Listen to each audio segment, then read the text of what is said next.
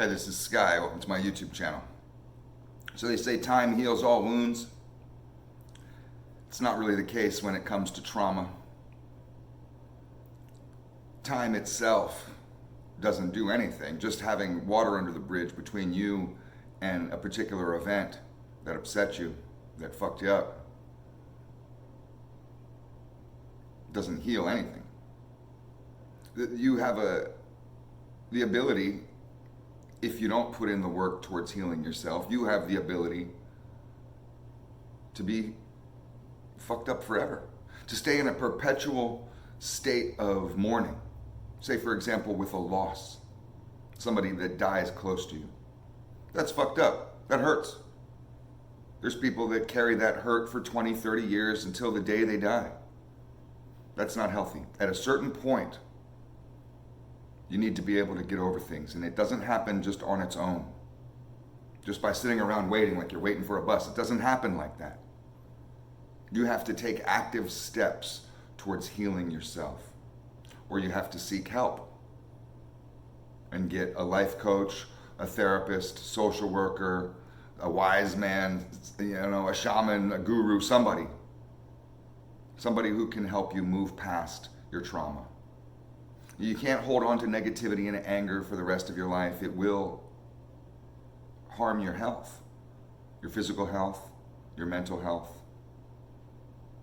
It's like drinking poison, drinking a weak poison that slowly kills you. You slowly die from inside. It's a sure path to suicide. And at the very least, it's a way to ruin your life. You only have a limited time here. Why spend the rest of your days upset? You're allowed to get over things. It's okay to get over, say for example, if you've lost somebody close to you. It's okay to get over that. They would want you to move on with your life and to be happy.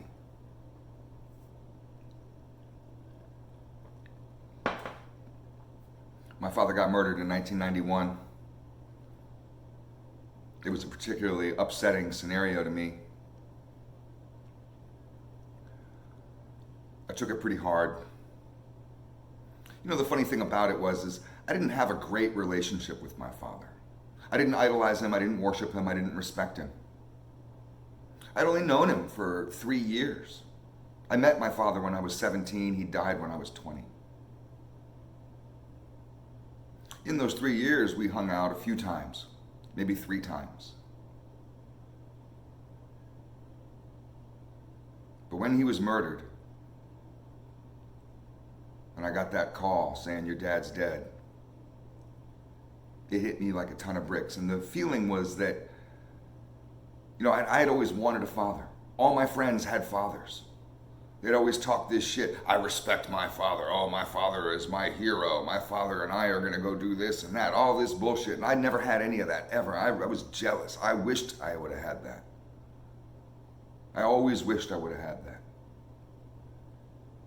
And then when he got murdered, was taken from this earth, I realized I would never have that. It's never going to happen. And that they say the inner child, that little boy inside of me, I was a 20-year-old adult. And now 20-year-olds are little children. Back in those days, a 20-year-old was an adult. I was living on my own, doing my own thing, and had been for a while.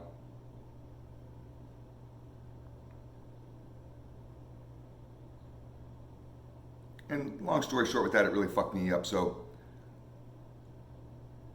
I found myself kind of wallowing in sorrow and misery around this issue of not having a father, of this loss.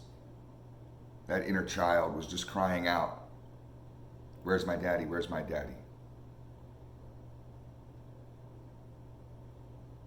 This went on for many years.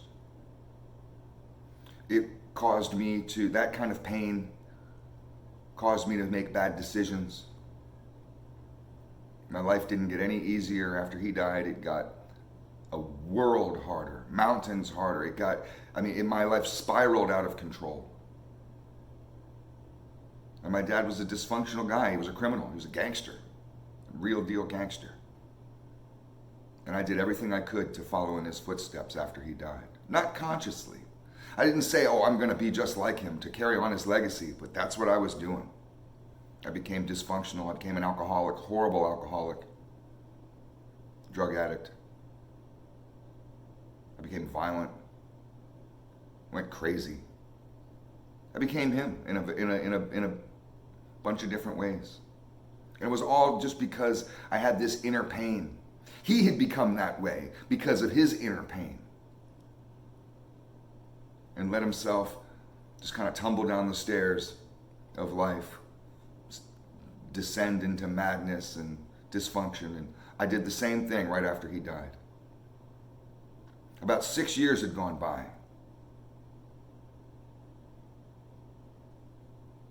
And I had realized that I'm headed on a path here that I may never recover from. I've turned into a person that I don't really like. I took a good time to do some soul searching and realize that, I'm just not getting over some things in my life. There was my father's death. There was a horrible breakup with my fiance. I thought she was my dream girl. I thought we were a match made in heaven. That ended right around the same time as my father got murdered. So I had a couple major blows, a couple major losses. And instead of just bouncing back and recovering from those things and saying, oh, well, I'll try again and I'll move on, I just became more and more fucked up. So 6 years into it, I realized that this is not going away. 6 years later, I realized I'm not any less upset than I was than the day that it happened. I was carrying that weight around like I carried the world on my shoulders, like Atlas, holding the earth up. And it felt like it was my torture. I didn't have anybody to relate to. I didn't have a single friend in the world that could understand. All they could say is, oh, that's fucked up, man. You should just get over it. How do you get over it? How? Tell me how. How the fuck do I get over it? None of them had any answers. Your friends may be your only form of therapy. A lot of people think that. When it comes to certain issues, serious issues, your friends are really good for nothing, and it's not fair to dump on them, to expect them to be able to help you. A lot of times your friends are no smarter than you are, most of the time, in fact. So I went to the only person that I could relate to, my grandfather. He's the only person that I knew that I could find, the only person that I could find that had gone through what I was going through with the loss of their father.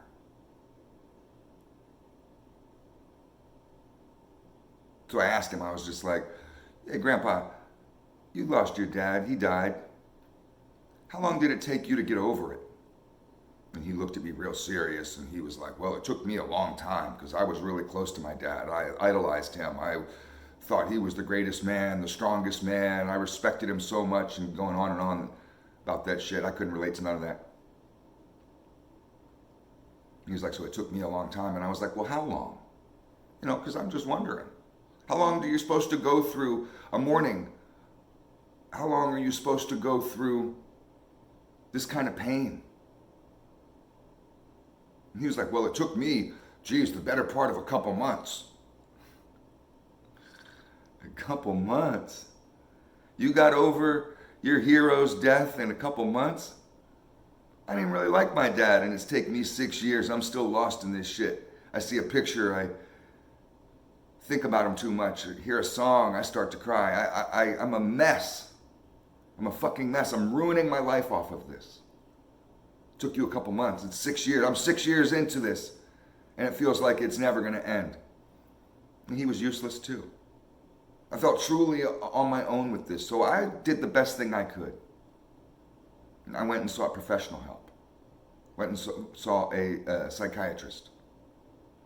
And he was really able to help me get past that grieving process. If you're grieving for too long, it's going to fuck you up. There's nothing productive about it. You have to get over stuff. You have to. To hold on to that kind of grief does nothing for you. It's not a memorial to the person that's dead. Some people think that, oh, I have to be able to shed a tear every time I think about my homie because that shows respect. That's not healthy. That's not the way you're supposed to go on. You need to be able to get over shit. And I realized this with other issues in my life also. The breakup with my fiance, I took that real hard. I was able to date other women. I was dating another woman, a couple months after me and her broke up. But that breakup really just scarred me, tore my heart out. And for years, even though I had moved on with other relationships, I always had this deep-seated regret that I had this chance that many guys dream about. They wish for, they pray for. Every day they pray, please let me meet my dream girl. I met her. We fell hopelessly in love. It was amazing, at least until it wasn't anymore. And I took it hard and I blew it. I mean, it wasn't all my fault. She had her hand in it. She was not perfect. You know, our memory of somebody can be a twisted fantasy. And I've talked about this before. But I realized, after a couple years of still being upset about that one relationship, that I needed this wound to heal. I needed to be able to just finally put that in the closet, put that beast to rest. You need to do this with all the various traumas and pain that you mourn over. Do you have any open wounds? Do you have any scars that are there that are still fresh, that aren't healed yet?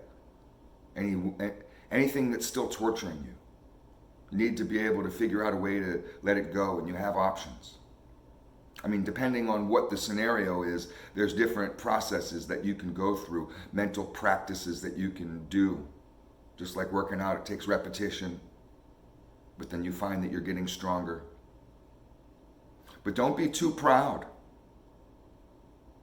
to avoid help, whatever that help may be for you. I chose to go and see a therapist, but that's not for everybody.